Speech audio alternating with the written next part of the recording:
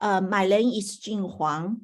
I'm an associate professor at the University of Sydney Law School. Today is International Children's Day.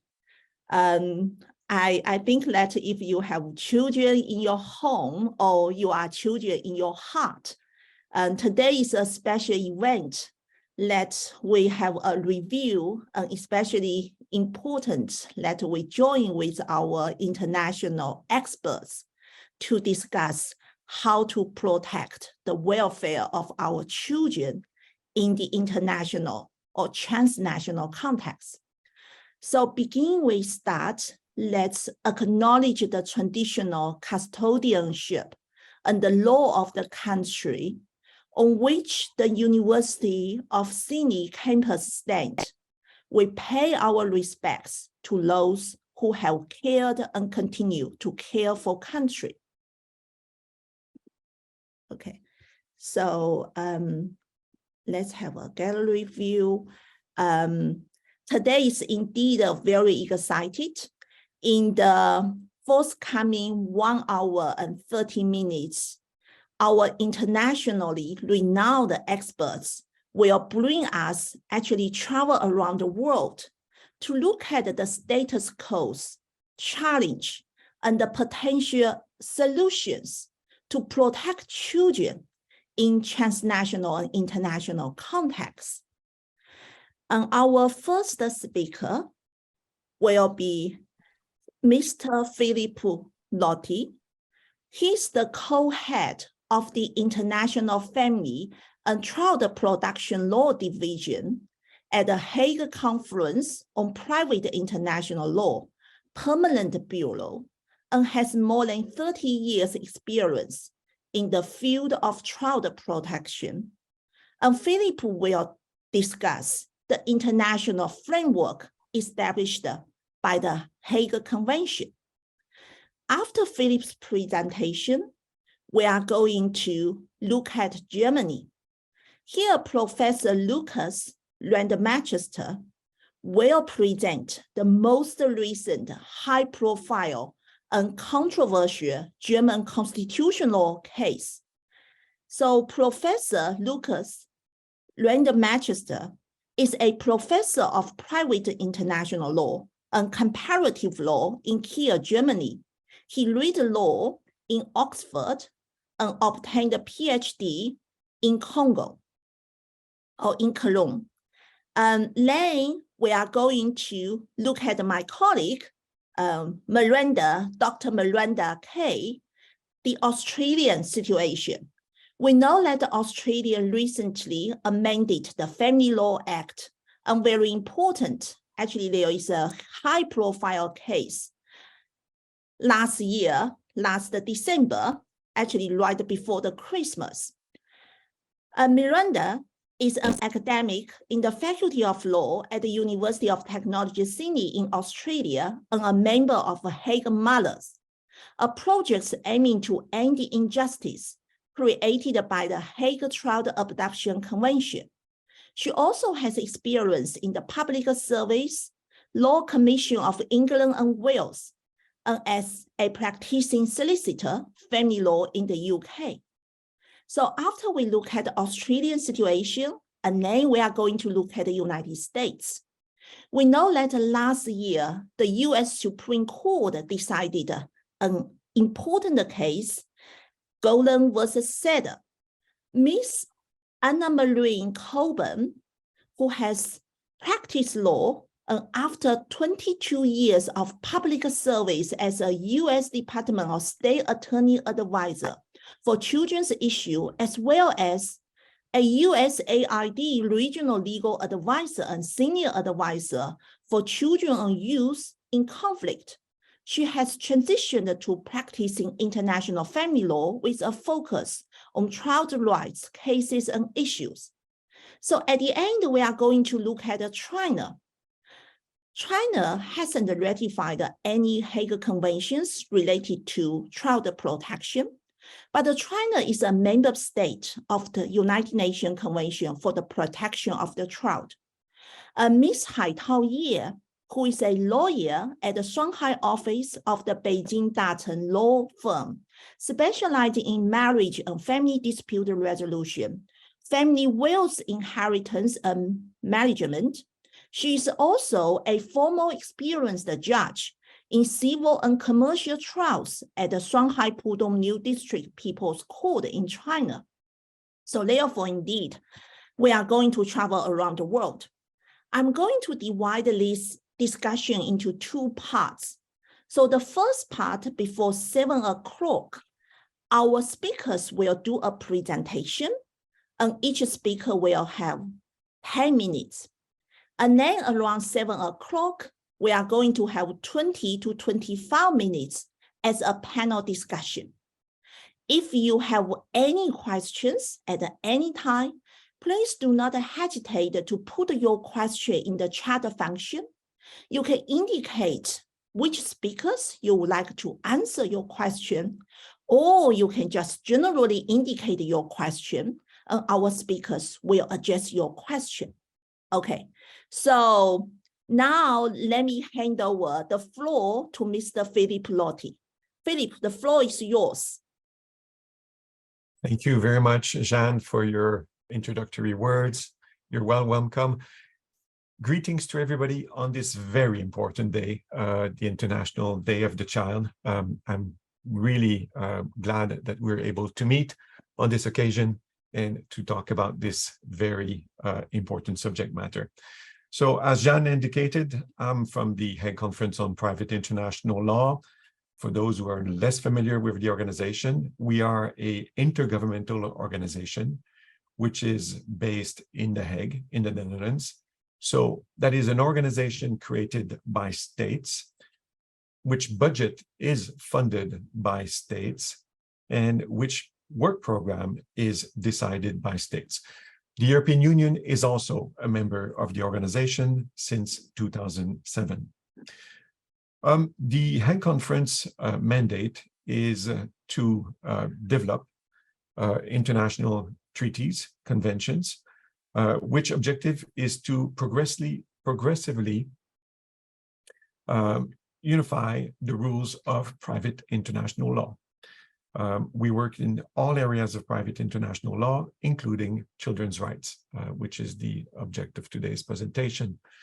In this area, we have, over the years, more than 130 years of experience, developed conventions on the general protection of children, on the recovery of child support, on the international child abduction of children, and intercountry adoption of children. All of these conventions implement in one way or another, the principle of the best interest of the child, which is found in Article 3 of the UNCRC. Those conventions, they all apply to all children, regardless of their background, the marital status of their parents, therefore respecting Article 2, which is the non-discrimination principle. And all of these conventions will, one way or another, safeguard the right of the child to be heard or to express their wishes, which is found under Article 12 of the UNCRC. I want to discuss three things, or present three matters today. One is the future of the parentage surrogacy project, very short. Then we will talk about the 1996 Child Protection Convention and the 2007 Child Support Convention. So for those of you who are following the work program of the organization, we have, this past March, members of the organization have actually adopted conclusions, recommendations as to the future work on parentage and surrogacy. So after more than 10 years of the organization working on a project with the assistance of a working group, the organization has now decided to move to an experts group. That is a group of experts made out of, a working group. We have moved to a working group made up of people representing their states who will be able to actually voice their views in relation to the laws and policies of their states at the meetings. The immediate mandate is to try to develop a single instrument that will apply to all children, if possible. If not, to look into a possible solution with 2 instruments. The working group is to meet on 2 occasions during the next year, once before the next meeting of the Council on General Affairs and 1 meeting afterwards. And in their work, the working group is to actually consider all the reports that have actually been developed over the years by the experts working group. So this is where we are, and they're to look into, of course, putting together private international law solutions to address the recognition of parentage across borders in all circumstances. So natural birth, but also including surrogacy. The next subject I would like to touch upon is the 1996 Child Protection Convention. I'm doing so in the light of what we will be discussing later today. That is that decision from the Supreme Court of the United States in Golan versus Sada. Important decision where there were discussions as to whether judges could provide for measures of protections upon return of children to their state habitual residence once abducted under the Child Abduction Convention. And the Supreme Court came down with the decision to the effect that judges in the USA have judicial discretion to order such measures, even though it may be not provided by the law or the International Convention, that is the Child Abduction Convention. If the USA were to become party to the 1996 Child Protection Convention, this would probably facilitate the issue because judges would then be in the position to order measures of protection under Article 11. These are measures of protection that can be ordered in urgent circumstances, and it is well understood in the practice under Article 11 that the return of a child further to an abduction is an urgent measure. And the beauty of this is that measures of protections ordered under Article 11 would be automatically recognized and enforced in the state where the child is to have a safe landing, but also in any other state through which the child would be actually going through, traveling back to their state habitual residence. As long as these states are also parties to the 96 Convention, these measures would be recognized and enforced at the different steps of the travel back to the state of habitual residence. I'm also raising this. Australia as a party to the Convention of 96. All states in Europe are parties. The UK is also a party. Turkey is a party. We have a few states now parties in Latin America. And there would be quite a lot of benefits for the USA to become a party to this convention. It will allow them also to organize placements abroad where necessary under the convention. The convention would also help with dealing with unaccompanied and separated children because the convention covers this. And we've seen that the convention has been useful in this context in Europe in relation to the Ukraine crisis, where a lot of children have been traveling unaccompanied and separated. And the convention has proved to be a good source of solution to put measures, protections in place for these children while they're traveling. This 96th convention also alleviates the issue of undertakings because this is how we work under the Child Abduction Convention, where you don't have the 96. Courts will ask the left behind parent they will order undertakings, which are extremely difficult to have recognized and enforced in the state of habitual residence when these undertakings are taken in the court that is actually tasked with the decision to return the child. My last point, very shortly, is about the Child Support Convention, and decided to actually touch upon this subject because Australia is not yet a party to the convention, where New Zealand is a party, the USA is a party, the whole of Europe is a party, the UK is a party, Canada has signed the convention, they're about to ratify it. And I thought it was a good opportunity to raise this possibility for those who are not aware. We have this new convention of 2007 in the area, which is extremely modern, which provides for the possibility to have applications and communications under the convention take place under secured communications over the internet. And we're working on systems for that effect. It's a brilliant convention where it actually put processes and procedures in place at a very lower cost in order to obtain as much child support back into the states concerned. So it's a convention, as we say at the conference, it's a win-win.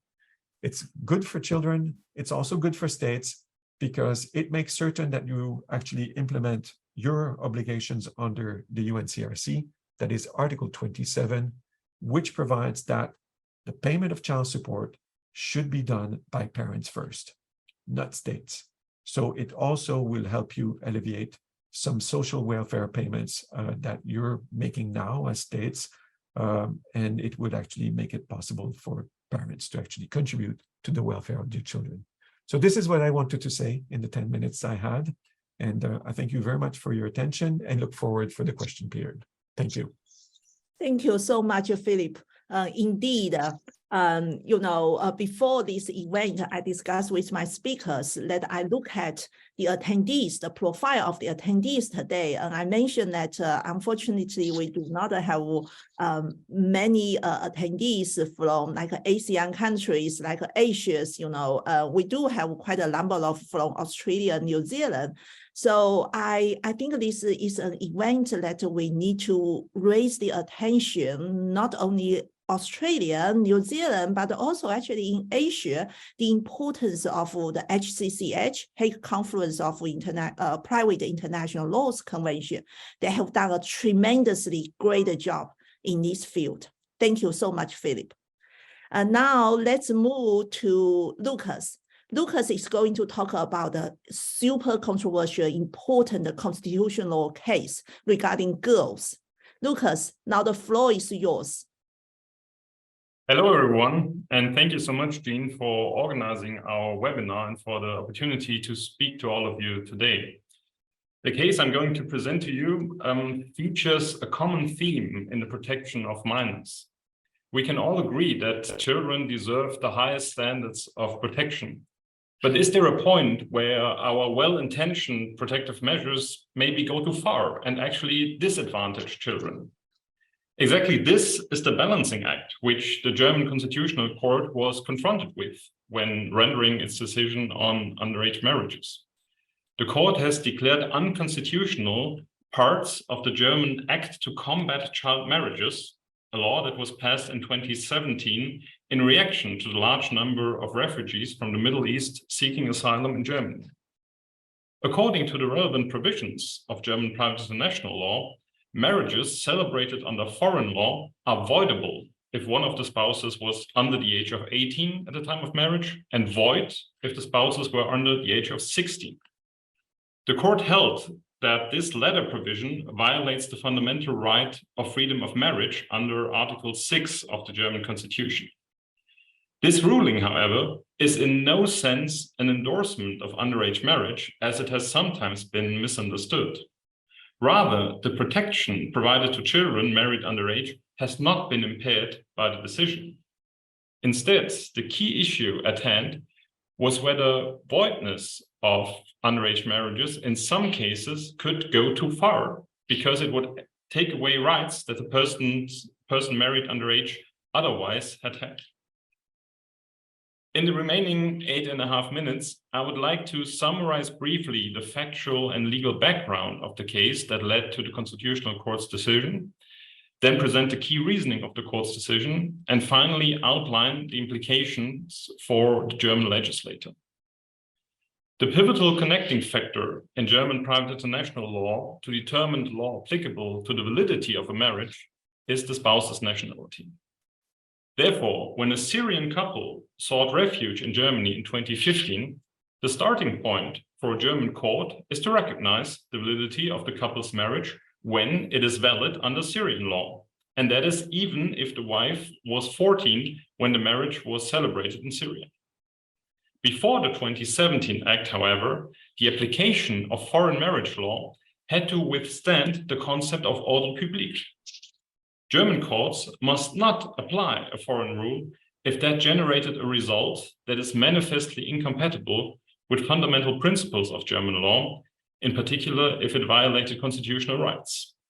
And indeed, German courts generally held that underage marriages are incompatible with domestic public policy and therefore deemed them invalid. Ordre public, however, is a flexible concept which takes into account all particularities of a given case. In exceptional cases, therefore, courts considered underage marriages as valid, reflecting especially the trust that spouses had in the validity of their marriage and their wish to stay married. Indeed, there are couples who married underage but deliberately continue to live together for decades and raise children together, for example.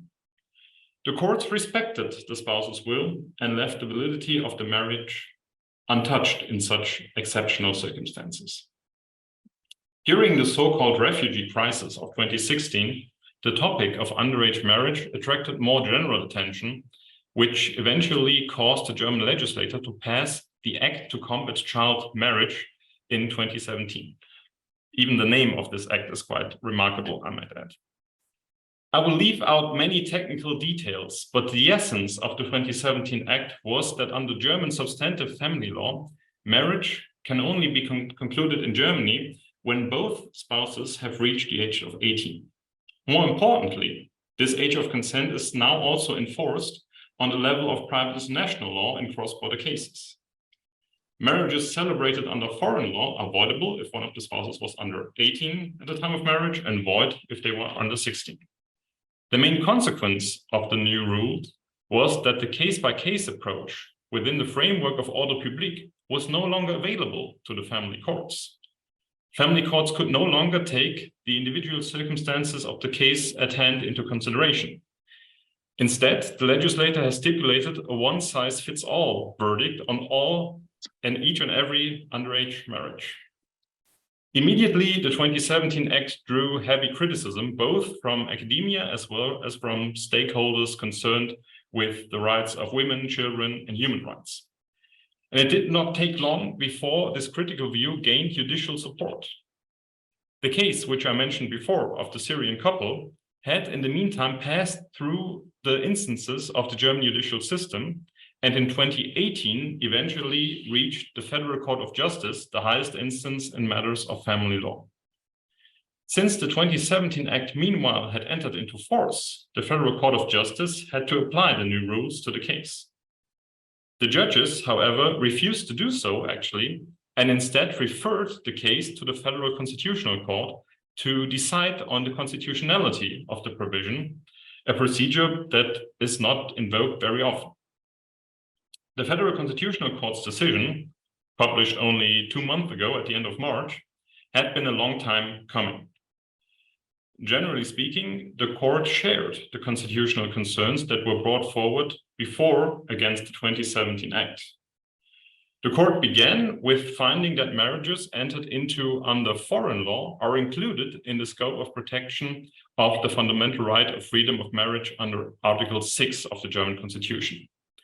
In order to protect the freedom of marriage, the legislator may create rules that legally define and delimit marriage. In shaping these rules, however, the legislator must observe the essential structural principles of marriage, as well as the requirements of proportionality. The Federal Constitutional Court sees the legitimate aims of the 2017 Act in the creation of legal certainty and in the protection of minors, both with regard to the specific minors in a given case, as well as in, you could call it, general preventive terms in view of all married minors worldwide. The 2017 Act, so the court continues, was also suitable for achieving these goals. the minors concerned will be protected from the rights and obligations of marriage. Child marriages will be made more aware internationally as a harmful practice, and a clear age requirement will enhance legal certainty. The Federal Constitutional Court also approved the necessity of the 2017 Act. In particular, the court argued that the previously prevalent case-by-case approach would be less effective than automatic invalidity, since the marriage would remain effective until the court's decision became final. In this context, the court also referred to the United Nations Convention on the Rights of the Child and stated that the convention does not compel the contracting states to enact rules that require courts to review the circumstances of every single case. Ultimately, however, the Federal Constitutional Court declared the private international part of the 2017 Act unconstitutional based on a violation of the principle of proportionality due to the severity of the curtailment of the freedom of marriage. Indeed, the court emphasized the legislator's discretion, which allows for both setting age requirements for marriage and ordering the invalidity of underage marriages without examination of each individual case and the persons involved. Therefore, the court concludes, it is not the verdict of invalidity as such that is inappropriate, but the lack of rules on the consequences of an invalid marriage. In particular, the legislator must establish the possibility for the persons involved to affirm their marriage, either expressly or tacitly, once they are of age. Furthermore, the Federal Constitutional Court suggested to award maintenance claims to spouses whose marriage is invalid. Despite parts of the 2017 Act being incompatible with the Constitution, the court ordered its continued application until the entry into force of a new legislation, for which the court set the legislator a deadline for the 30th of June in 2024. Which options does the German legislator now have in light of the court's decision? The court seems to be in favor of a minimal solution, which merely cushions the rigid voidness of underage marriage and enables the couple to affirm the marriage. Yet, the decision could also be an opportunity for the legislator to go back to the previously practiced case-by-case approach. In the past, family courts were able to find adequate results for individual cases based on the specific circumstances of each case. Although the Federal Constitutional Court did not seem to prefer the solution, the legislator is certainly not prevented from taking this step. In the overall picture of our topic of private international law and the voices of children, the 2017 Act to Combat Child Marriages and the Federal Constitutional Court's decision remind us that the most rigid measure to protect children in private international law may not always necessarily align with the children's best interest. Thank you very much for your kind attention, and I look forward very much to your comments and questions in the roundtable session. Thank you so much, Lucas. So actually in our roundtable sessions, we are going to discuss what does it mean by the best interest of the child. Now we are going to look at Australia. My colleague Miranda, we are going to present the status quo and the challenge of child production in private international law cases in Australia. Miranda, the floor is yours. Thank you. I'm just going to share my screen. I hope that's working. Let me just go to slideshow. Okay. Yes. Yeah, perfect.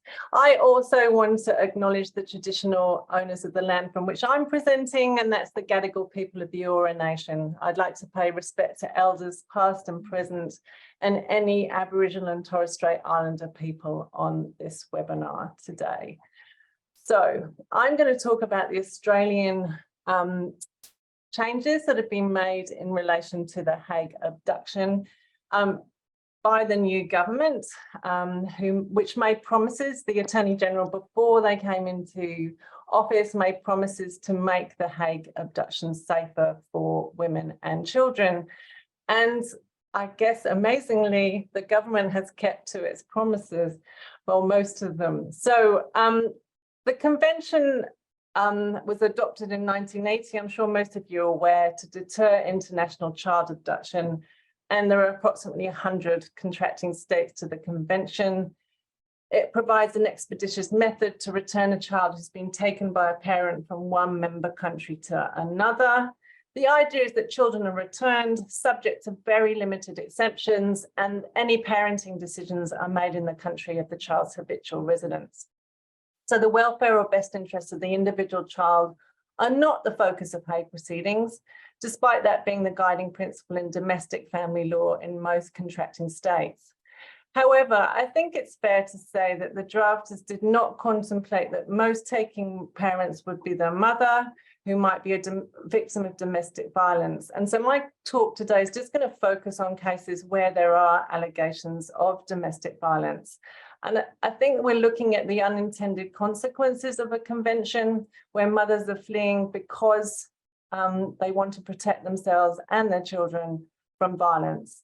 They often know that there'll be legal consequences of doing so, but maybe feel they have no choice. They either need to flee or lose their own life or the life of their child. Often they will have resources in the country to which they flee, both financial but also family resources, because it may be their original home country, but that is not always the case. So Gina Masterson has described 3 stages of abuse for these women and their children. And the first is the abuse in the relationship. The second is the abuse by the legal system in Hague matters. And the third is the abuse in the post-Hague environment. So once the child has been returned. And Gina and her colleagues interviewed women who discussed those harms, and they talk about the women being Hagued. And they talk about the harms upon return. Firstly, that not all women did return with their children that they interviewed due to fear that they would be killed and that the child would effectively be left with no parents. That the harms upon return for these women and children included violence, intimidation, control, financial abuse, homelessness, and separation from their children, despite them returning with the children because orders had been made in their absence for the father to have parenting orders, or having to share parenting with a violent ex-partner.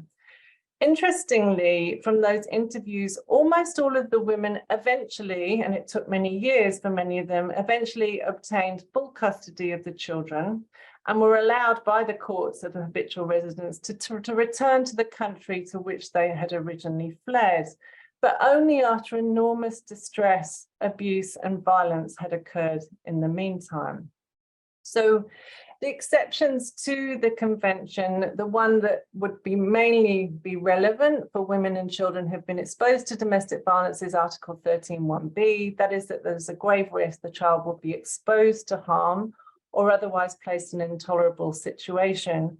So research I recently carried out, this isn't just purely in Australian cases, looking at cases where mothers had fled to Australia due to domestic violence, found that in the 5 years to 2021, there was only one case in which a return order was refused, and that was upon appeal in a case called Walpole.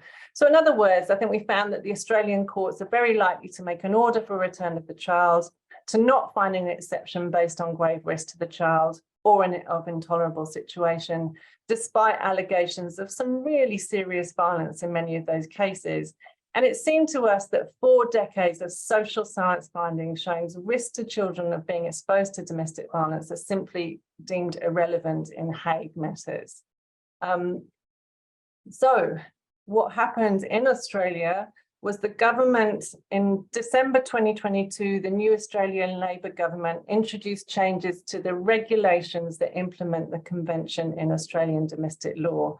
Because it's via regulations, it did not need to pass through Parliament, and the regulations actually take immediate effect.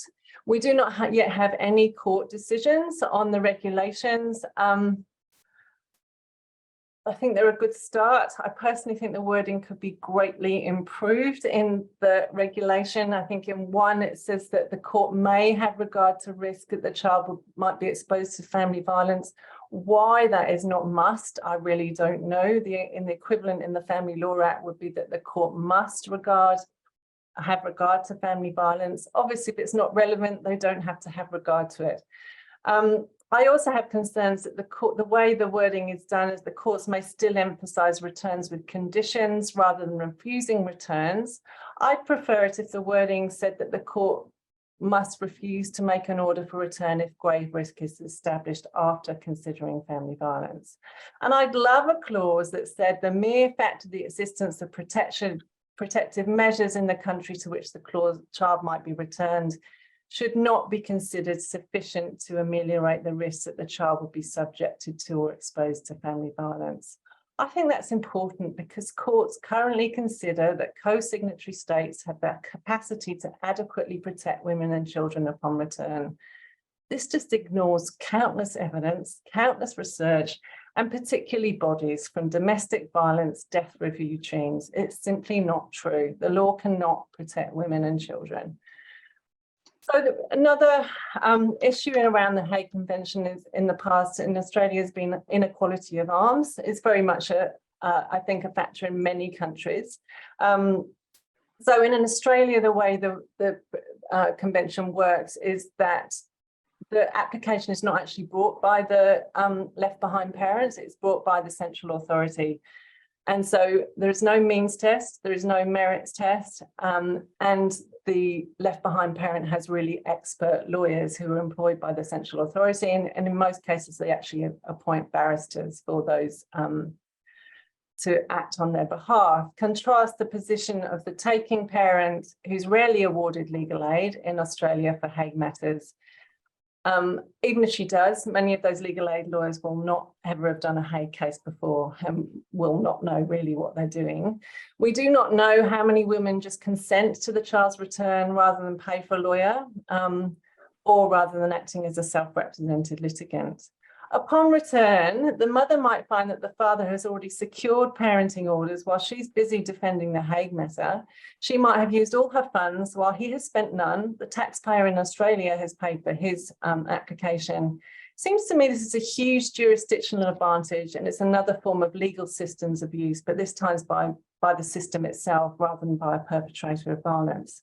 So, what's the Australian government done? Well, very recently we had a federal budget and the Treasurer announced $18.4 million to improve the safety of women and children in international child abduction cases.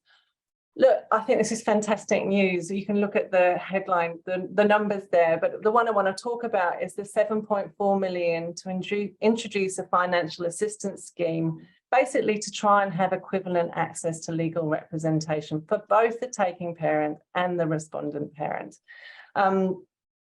We don't yet know how this is going to operate. The Hague Mothers Group are actually pushing for either the International Social Services or for women's legal centres to have this funding. I don't think that will happen. So we just do not know whether the lawyers will have the necessary domestic violence and Hague experience, but the promise of equivalent access is very welcome. So just to move on, I'm moving very quickly, the voice of the child, another exception is the voice of the child. I need to talk about it given that that's what we're talking about today. There is an exception to return based on the child's own exception.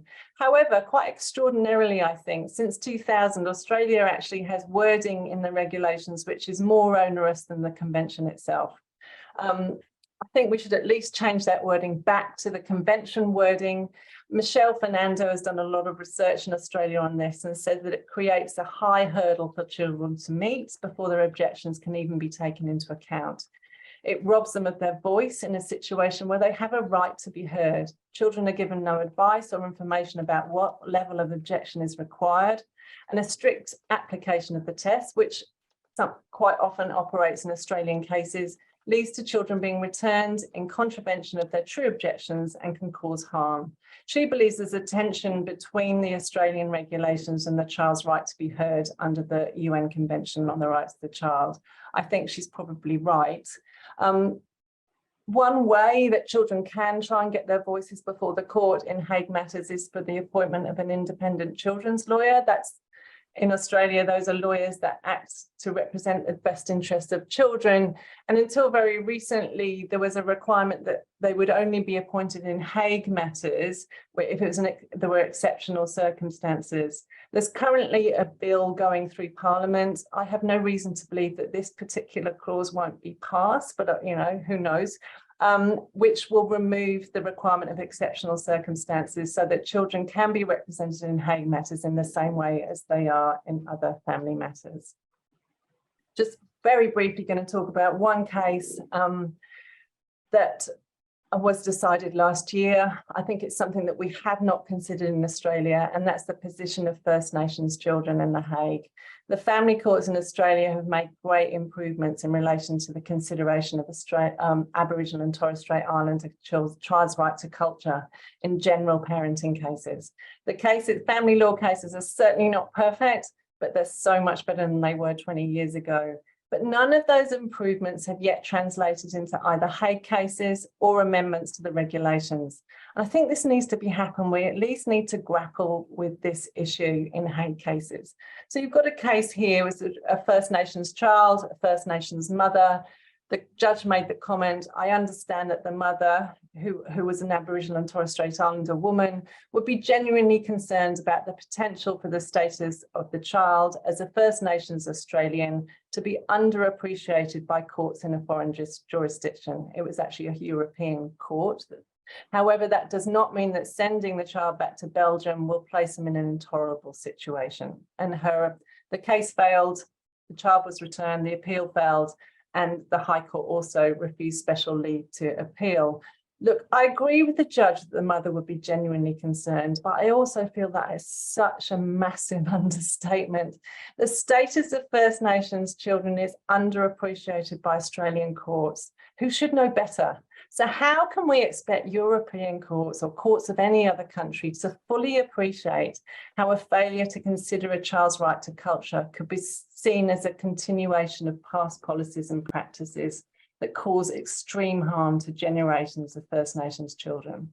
For First Nations children, the harm being considered directly relates to being removed from Australia because the connection to land is so crucial. So it's actually the return that is the harm. We need First Nations experts to consider how we can properly consider First Nations children. And my slides will be available after, so I've just put the references that I've mentioned in my talk. So thank you. Thank you so much, Miranda. Now we are going to look at the United States. Anna Marie will discuss.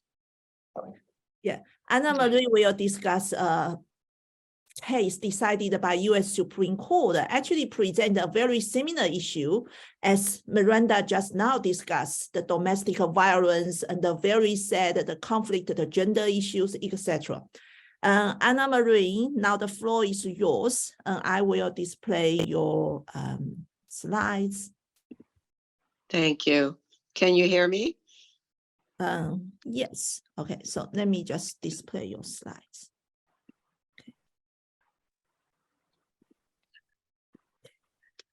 Hi, can you hear me? Yes, yes. Okay, thank you for confirming.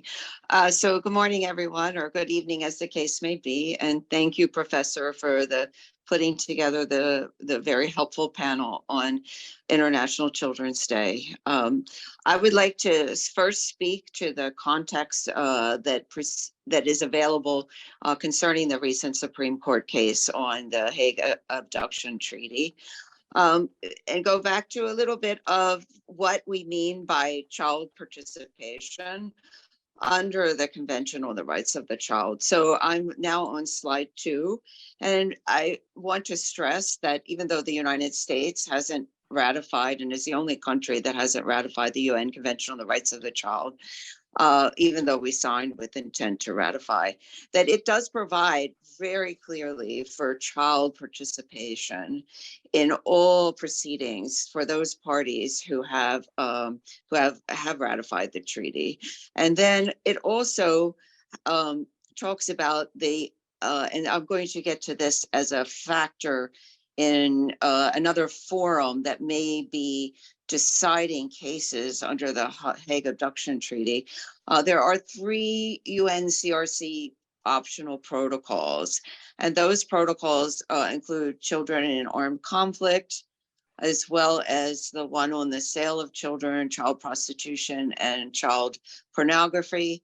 There's also a relatively new optional protocol on a communications procedure, which offers those children in countries that are state parties to this protocol the right to go before the Committee on the Rights of the Child to bring a particular case involving themselves that violates any of those rights in the CRC, including the right of participation. Then I wanted to, as Philippe gave a great overview of the important Hague Children's Conventions, I would just mention them. They include the Hague Abduction Convention, the Adoption Convention, the Family, the Child Support one, and also the Child Protection one. These, then we get to what I sense in all the speakers' presentations, and also sort of the evolution of child participation, is that we're really facing, on this very important celebration day, we're really facing questions of child participation in 2 areas. For example, many of the abduction cases that we're discussing, or even the child marriage one from Germany, deal with the individual case involving a child and whether or not they have the capacity or the age or the development or agency or representatives to represent them to speak and say their views in the particular case affecting them.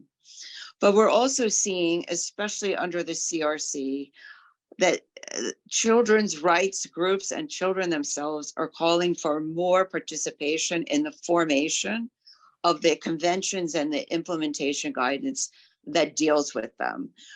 In the US, we call this nothing for them without them. So instead of it being individual case calling for child participation or child views, as we often hear, we're looking at a broader systemic movement, frankly, to involve children in the creation of instruments, the implementation of instruments, and either directly themselves through their own advocacy groups or through civil society organizations or lawyers, frankly.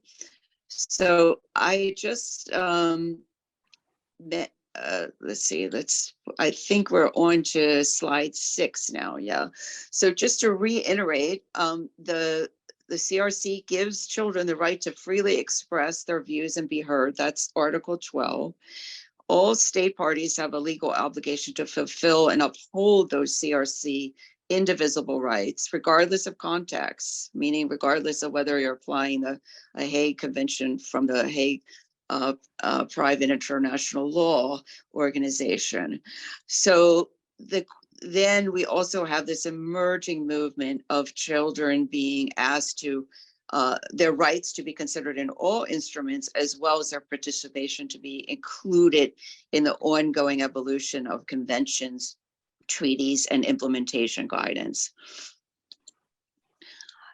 The methods for child participation are really known to the UNCRC. So they have extensive country reports on the situation of children and youth that are periodically submitted, and advocacy groups, including children's advocacy groups, can participate in the what information the CRC committee gets. It also issues general comments on specific issues. It just recently issued one on climate issues and the environmental effects on children. And it also has issued a while back, but still important, a general comment on violence against children, because all violence against children, arguably including domestic violence against their mothers, violates the CRC.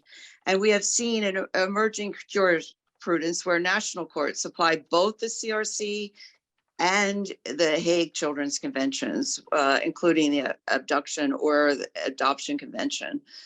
This new communication protocol that I mentioned is only applicable when it's a direct petitioned by a child or their representative, as well as when the state party has signed the optional protocol on a communication procedure. These complaints, we have a couple hundred of them now. Some of them have dealt with the use of violence against children, but they've also dealt with asylum cases, immigration, deportations, child separation. But the few have addressed parental child abduction with the parent or the legal guardian seeking redress on behalf of the child. So one recent case involved this protocol, and after the child was ordered returned to Spain by the Chilean court, the mother, on behalf of the child, petitioned the Committee on the Rights of the Child, and it issued an opinion ordering Chile not to immediately return the child to Spain, but to undertake some investigations about basically the best interest of the child. So you could see in this important opinion from the Convention on the Rights of the Child that the CRC, by having this new protocol, is providing inevitably another forum for questioning the decisions of a national court under either the Abduction Convention, but certainly this would apply to the other private law conventions that may affect particular children. So I wanted to mention that context because I do think it's important concurrently to understand that those developments are going on in the field of child participation. Now to the U.S. Recent Supreme Court, which I'll reiterate, the U.S. is not a state party to the CRC or to this optional protocol. But this Supreme Court case, which Judge Sotomayor wrote the majority opinion, was very interesting because it remanded a Hague child abduction case to basically to the district court to re-review an order of return for the child from U.S. to Italy in light of a finding of grave risk of harm to the child upon return. Upon remand, the district court nevertheless ordered the return of the child to Italy. However, one of the things that was interesting about this case, besides the remand to the district court to not necessarily return the child to Italy, was what the court said about undertakings or emulative measures. So Justice Sotomayor, writing for a unanimous Supreme Court, which some of you who follow our law may, be surprised at the unanimity of that decision, but nevertheless, that's what happened. She said on behalf of the court that when you're considering a Hague abduction case, it's not necessarily required to consider the mitigating measures that could be applied to reduce the grave risk of harm to the child. You could, but you weren't required. If you did, the three main factors for a court in exercising its discretion was to consider and prioritize, one, the child's psychological and physical safety, which looks like a best interest standard without the CRC and without the words best interest. Some of the factors that could be considered in the safety of the physical and psychological well-being of the child were if the risk is very grave, like sexual abuse, or if there is some evidence that the child, when returned, the protective measures or the parent won't follow any orders. The second criteria to be considered, if considered, was the role of the courts in addressing custody disputes and not encroaching on the role of the habitual residence court to make those custody disputes by going beyond what would permit safe return. And then the third criteria or factor that could be considered would be whether or not the mitigation measures and consideration of them would comply with the convention's requirement to act expeditiously. So that case, I asked myself and other practitioners, what difference would it make if the child's views were taken into account in that case? There was not much talk of that. It involved violence against the mother, mainly, with some testimony about the effects on the child. The one that was before the CRC, the court had, the national court in Chile had taken into consideration the fact that the child had autism, the fact that the mother was the primary caretaker, and the child really only knew the mother's care in terms of dealing with this autism. However, it still returned the child to the habitual residence of Spain. That the CRC said that those factors were not adequately considered: the autism of the child, the need for protection for the mother, and the relationship with the mother to foster the child's growth and development and be in his best interest, were not properly considered by the Chilean court when it ordered the return of the child to Spain and to the father, who had a more limited relationship with the child. So I think we, as private lawyer practitioners or public law, international law practitioners, need to see that the intersection of these two areas of law is happening, and it's likely, as more state parties sign the optional protocol and communication procedures, it's more likely to happen. As a closing note, I just wanted to mention that separate from the legal frameworks, there are many practitioners who work in the field of child rights and child protection who see the SDGs, the Sustainable Development Goals, and particularly SDG 16, as opportunities to get more child participation into the programs, especially the laws and the policies, but also the programs that affect children. One thing I will mention is that under the SDGs, we have SDG 5.2, which is to eliminate all forms of violence against women and girls. We also have SDG 16.2, which is to end abuse, exploitation, trafficking, and all forms of violence against and torture of children by 2030. Because of these SDGs, we also have some indicators, right, that countries, including all countries which signed up to this, which includes the United States, they will have indicators to measure whether they're making progress towards these SDGs. And one of the indicators for the one against violence against children is 16.21, which says the proportion of children aged 1 to 17 who experience any physical punishment and or psychological aggression by caregivers in the past month. That's phrased so that it's not up or down. They just measure it, but of course the goal is to reduce the violence against children. I think I will conclude there, just with a more hopeful note that some of these trends, right, these in child participation, are leading to, a more forceful support for children's rights. For example, there's a recent WHO, UNICEF, Lancet Commission, those three entities, which are very powerful in both the child rights world, but also in public health initiatives, came out with a report and a new commission to advocate for children's participation in all countries for meeting the SDGs. And you will see they're using platforms now to get the views of children and child participation in the formation, not just in individual cases, but in the laws and policies and regulations that affect children. And we're also seeing more data on the effects of violence against children.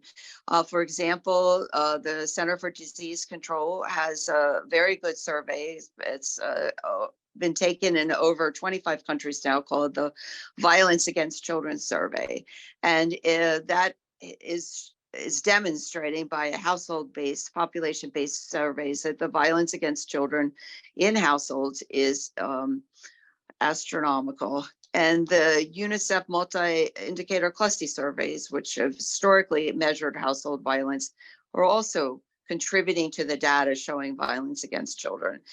Not to mention that USAID historically has had the demographic health surveys, and they collect data on the status of children. And all these instruments, although they use different statistical methods, and they also use occur on different schedules, the data is showing that the violence against children is a problem. So the grave harm risk to children, or the issue of what to do in cases involving child abductions that involve also violence that may be affecting a child, is part of a bigger problem, let's say, that in terms of the worldwide data and information on what is happening outside of the private law sector. So I will say that the groups that are working on this have, they've issued a lot of reports about things that can be done on a systemic issue, but they're also available for practitioners to use in cases that touch on the problem of violence against the mother or the child, and the effects, the psychological and detrimental effects that it may have on the best interests of the child. So thank you for this, and I look forward to the questions. Thank you so much, Anna Marie. Now we are going to move to Haitao Ye, who is actually going to push further and going to discuss fetus, fetus, very young babies in terms of surrogacy arrangement. So Haitao, now the floor is yours. We can't hear you. You are muted. We can't. Yes, yes. That's okay. Happy Children's Day. This is Haitao Ye from Shanghai. Today, I'd like to share with you the topic, the protection of the children's civil rights in cross-border surrogacy under private international law. As we all know that with the rapid reproductive technology and the huge commercial interests in transnational surrogacy has become a common concern of the international society. We had to admit that transnational surrogacy is beneficial to human reproductive, but also it is beneficial to social stability to some extent. But meanwhile, it also brings a series of legal problems, especially the conflict of private international law and how to protect the civil rights of the surrogate children internationally. Let's start from this case, China's first custody dispute involving the foreign-related same-sex marriage and the surrogate children. Please see the PPT here.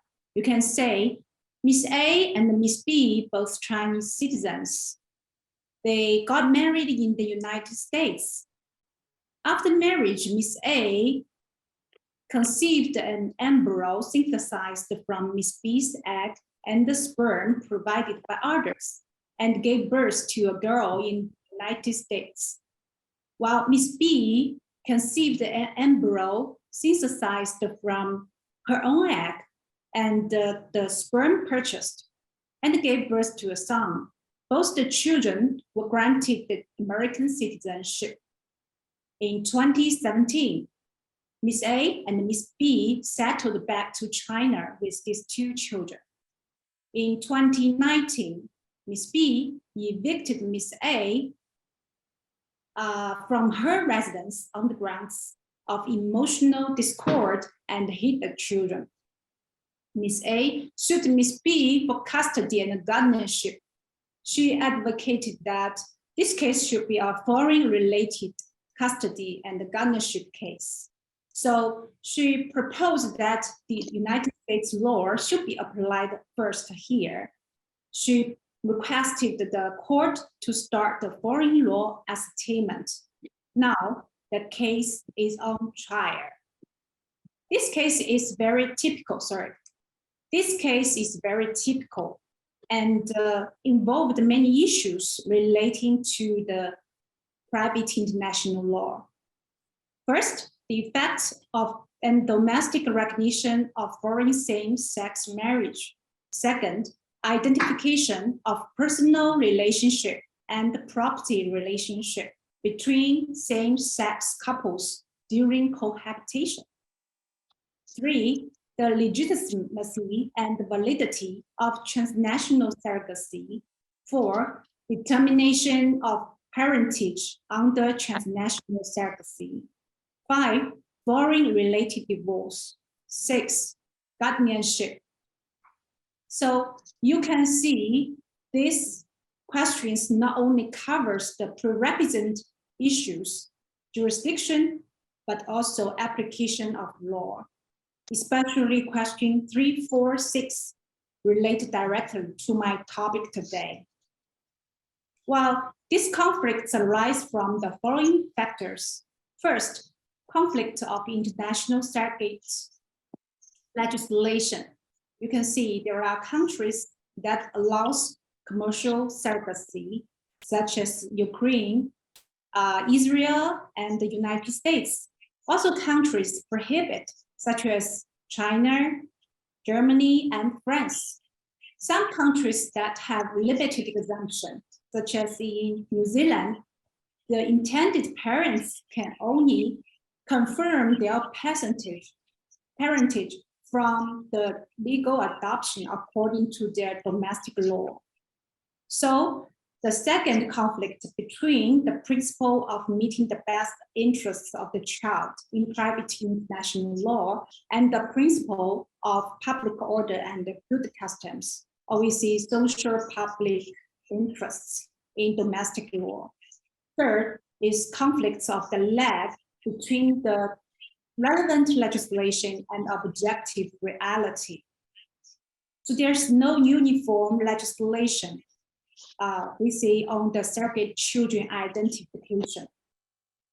Due to the conflict between the different domestic law of various countries that prohibit the commercial surrogacy, and those countries, they allowed commercial surrogacy. We see that the identification of the surrogate children, how to protect their civil rights, is rarely lead to some conflicts of the private international law. So we can see another case, that is the Ballas case in 2008. You can see it triggered a conflict of surrogate children's nationality identification between India and Germany. Germany parents had twins through the surrogacy in India. The Indian law allows the commercial surrogacy. So the Indian mother, we say the surrogate mother, has renounced her parental rights to the surrogate children when she signed the contract. So the twins cannot be granted the citizenship of India because they were born by a surrogate mother from India. While according to German law, the Germany does not allow the commercial surrogacy. So the children, they cannot obtain the Germany citizenship from their intended parents. I mean that the German law does not recognize the relationship between the intended parents and their surrogate children. So that will leave us some questions. How the children get their nationality? India, Germany, then really at last, these two children were granted the German citizenship because they were adopted by Germany parents according to German law after 2 years hardship. So from this case, we can see that usually due to stateless, the surrogate children are always in vacuum zone. They cannot obtain the identification like the normal children, but meanwhile, they can also not get the protection from the country of nationality. So they are not entitled to the welfare treatment and the equal opportunity of education. Frankly speaking, I personally do not agree to fully liberalize the transnational surrogacy, because this will allow the intermediaries, medical institutions, and the personnel who take advantage of the surrogacy and exploit the huge commercial profit space. And what's more, I think they will trigger those kind of moral risks and the legal risks, such as child abusement, child abandonment, and so on.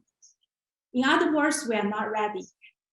So, however, I believe that the international community can further regulate those conflicts of private international law of transnational surrogacy with joint efforts from the following aspects, so that the children's interests and the rights cannot be seriously infringed, and the conflict of the private international law can also be better resolved.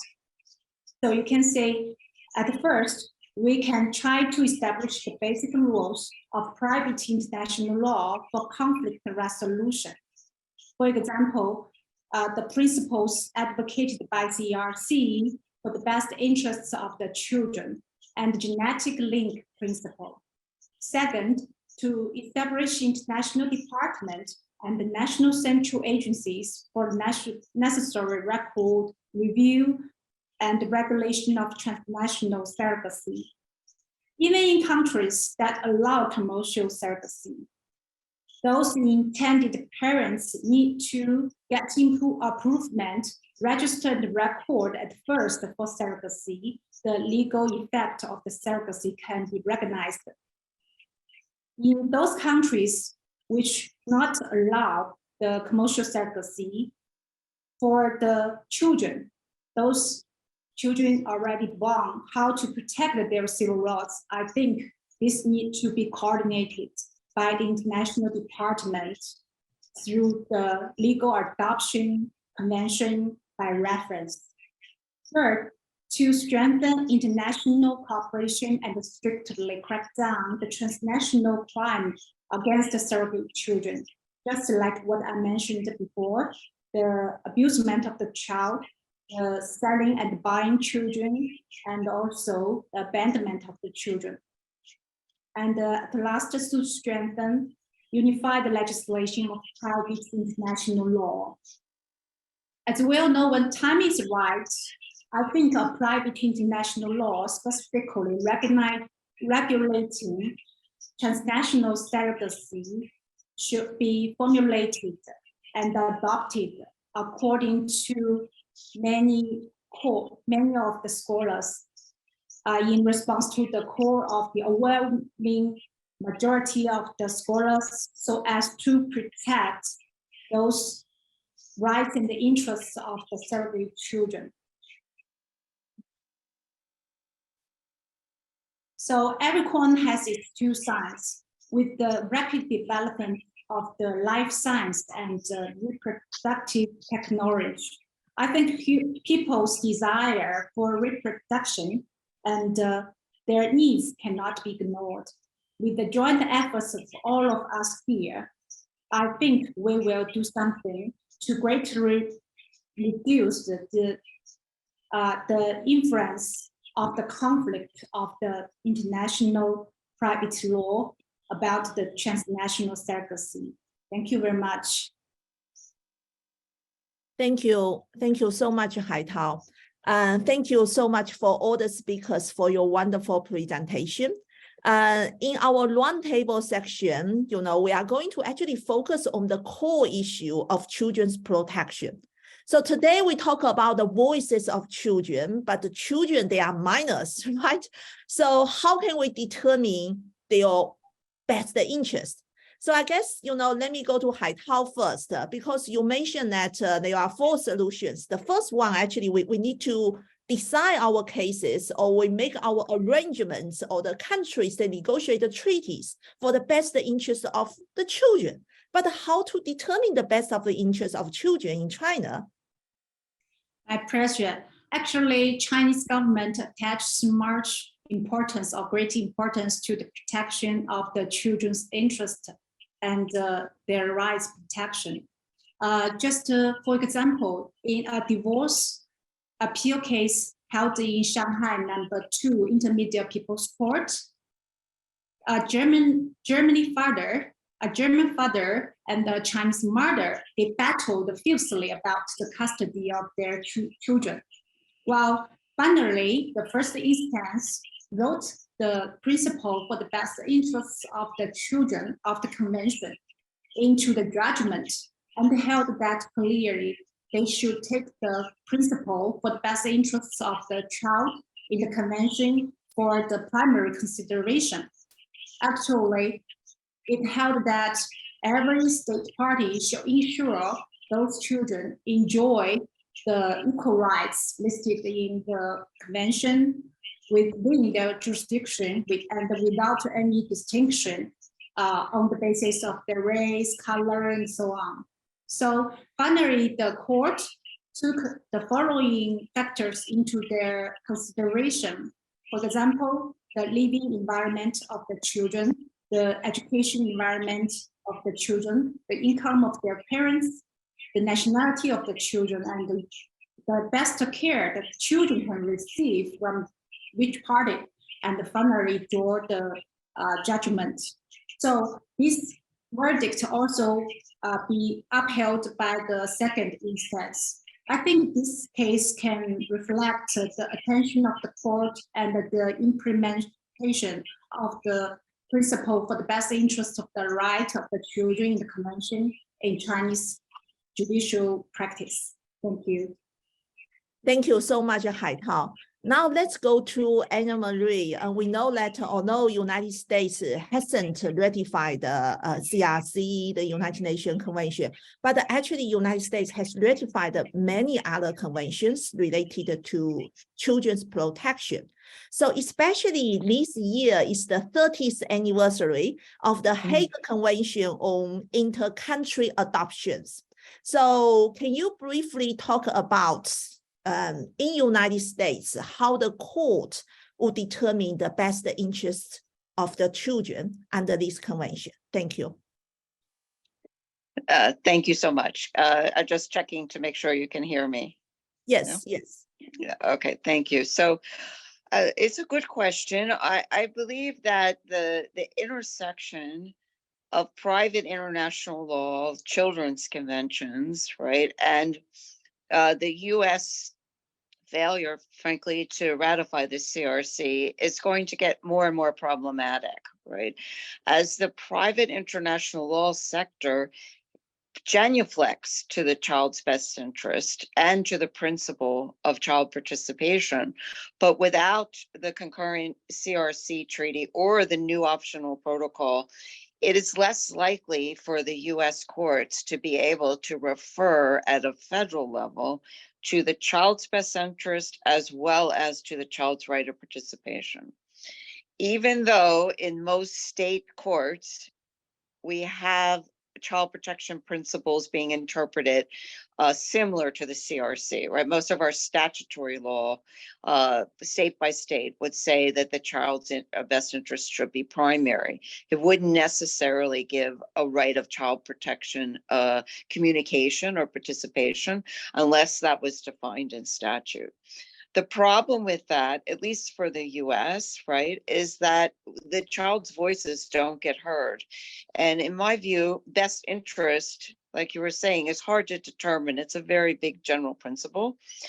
But the views of the child, particularly if they have advocates, lawyers, or child rights organizations to investigate, maybe a guardian, but those views of the child will infuse the right of the child to be his or her or their best interest to be taken into consideration.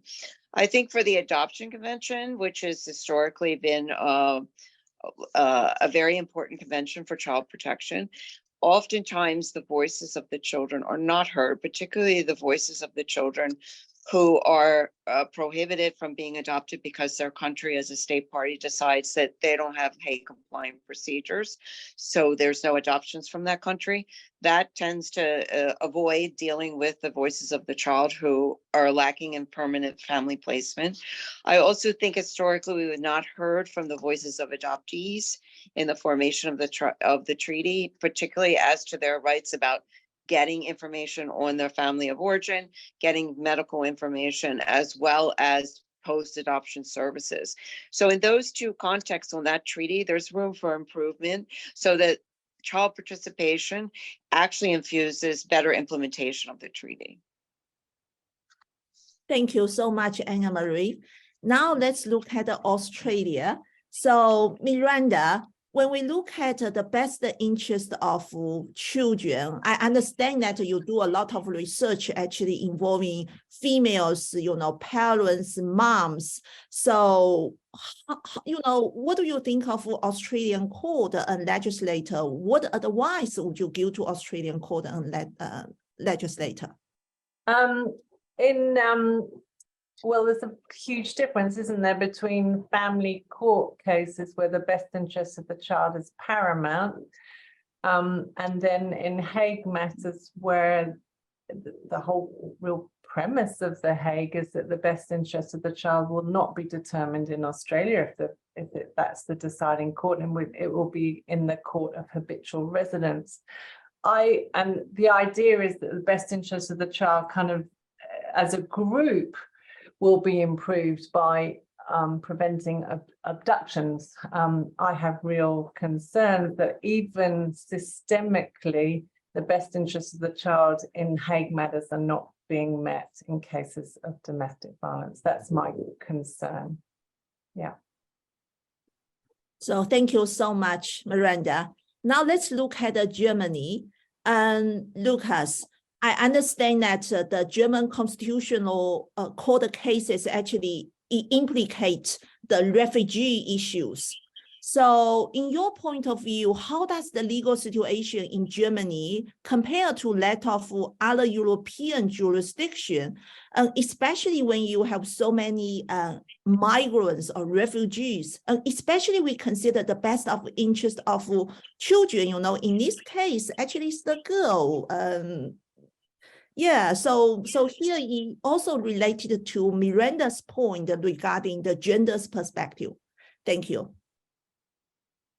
Dean, for the interesting question. Well, I agree that in most cases it will be girls who will be on the end of having been discriminated against in this group of cases, but it's not necessarily always the case. We also know of cases where both of the spouses were 14 or 15 when they married. So it's not always the girls, but as you said, in most cases.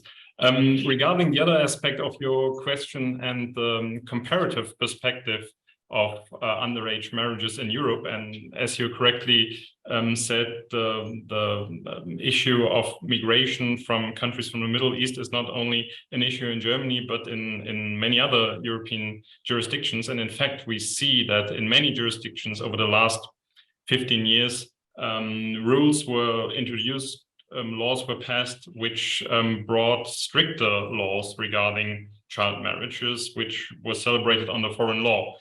We have examples in France, in the Netherlands, in the Scandinavian countries. But if you look at those jurisdictions, they tend to have more flexible approaches, less rigid approaches than Germany. They are more open to the idea of underage marriage in a way. So, and interestingly, the German Constitutional Court took those other solutions into consideration when rendering its judgment. So, in fact, the court received guidance from the Max Planck Institute, which prepared a huge report on the legal situation in many jurisdictions. And the Federal Constitutional Court drew from this expert opinion and integrated those insights into the decision. So it actually produced a little bit of comparative legal work, and to show that the German solution is in a way an outlier in Europe, and that's why it was an even more compelling reason to consider the Act of 2017 as unconstitutional. Thank you so much, Lucas. Now, after we look at the national courts and national legislator, national practices, we finally go back to Philip. Hague Conference on Private International Law can be considered as the global custodians of developing children-related international conventions. So Philip, now the floor is yours. Regarding the best interest of children, from the United Nations Convention, and then has been inherited by all the Hague Conference conventions. So do you have any suggestions, how the member states and their courts, their legislator can do better? Yes, thank you very much, Jan, for your question. Look, I've talked about the Child Protection Convention and child support already, and the UNCRC provisions that they implement. The Adoption Convention, Anna-Marie touched upon, it does implement the subsidiary principle, so that's quite important. What I'll say a few words more on the Child Abduction Convention, on which Miranda just spoke. And to start to say that I completely agree with her, that it is in the best interest of children that they are not wrongfully removed or retained across borders. It's not good for children to be taken out of their roots, their habitual residence, their family, their friends, school activities, and so on. This is extremely disruptive. And, the UNCRC invites states to actually combat this by becoming parties to existing instruments. And this is what the Child Abduction Convention is about. Now, to go to that convention more specifically, yes, it is to combat this, but this convention is also to protect contact rights and access of children. And that is also in line with the UN Convention on the Rights of the Child. Article 9 and 10 provide that a child has the right to have contacts with both parents, except in exceptional circumstances. So what is this about in relation to the Child Abduction Convention? It's very simple. A parent on their own cannot change that right of the child to have contact with both parents without the agreement of the other parent. So that is really the fundamental, the rule of law of contacts. You cannot change a contact on your own. You have to have the agreement of the other one. So the convention should force people, instead of wrongfully, taking children or retaining them, should force parents to agree where there are difficulties, where there are problems. And I completely understand under a DV family violence, it's really difficult. But then if parents cannot agree between themselves or have mediation, they should go to court instead of, retaining a child abroad or removing the child abroad and then have courts abroad. And no, they should try to have these matters settled in the state where they are. And then now we'll agree to another point that Miranda Kay has put into her PowerPoint. I mean, at the core of this is, and this is your question, what states can do to actually, improve the situation? Well, they should put in place solutions, systems to prevent domestic violence, family violence, to provide solutions to resolve these issues when they happen. And look, personally speaking, I think it starts at school. We have to learn to actually,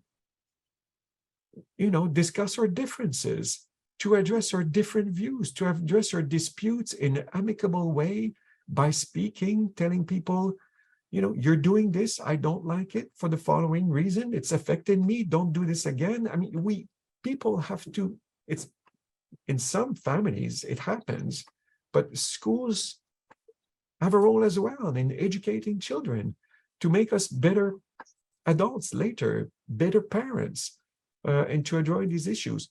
At the very core of domestic violence, family violence, very often is a toxic relationship. Why do toxic relationships develop? Very often, it's also questions of communications. Coaching is also a possibility for people to try to resolve these issues.